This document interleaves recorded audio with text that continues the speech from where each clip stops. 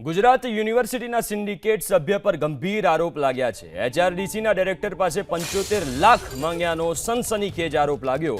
યુજીસીની ગ્રાન્ટમાંથી 75 લાખની માંગણી કરાઈ હોવાનો આરોપ છે।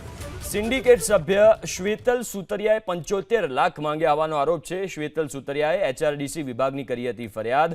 10 વર્ષનો નાણાકીય શૈક્ષણિક વહીવટી હિસાબ માંગ્યો હતો।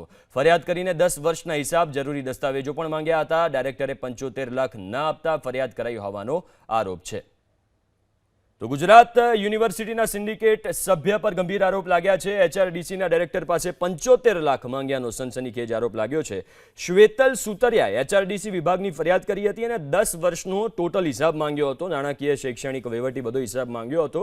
ફરિયાદ કરી 10 વર્ષના હિસાબ અને જરૂરી ડોક્યુમેન્ટ્સ પણ માંગ્યા હતા।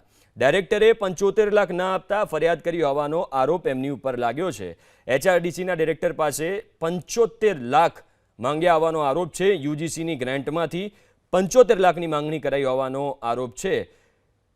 સિન્ડિકેટના સભ્ય છે શ્વેતલ સુતરિયા, એમની ઉપર આ આરોપ લાગ્યો છે કે એમણે એચઆરડીસીના ડાયરેક્ટર પાસે 75 લાખ રૂપિયા માંગ્યા છે। કયા કારણોસર? તો 10 વર્ષનો હિસાબ માંગવામાં આવ્યો હતો। જો કે એ 75 લાખ ના આપતા એમણે ફરિયાદ કરી છે અને હિસાબ માંગ્યો છે। 10 વર્ષનો શૈક્ષણિક હિસાબ માંગ્યો છે, વહીવટી હિસાબ માંગ્યો છે, અન્ય હિસાબો પણ માંગ્યા છે।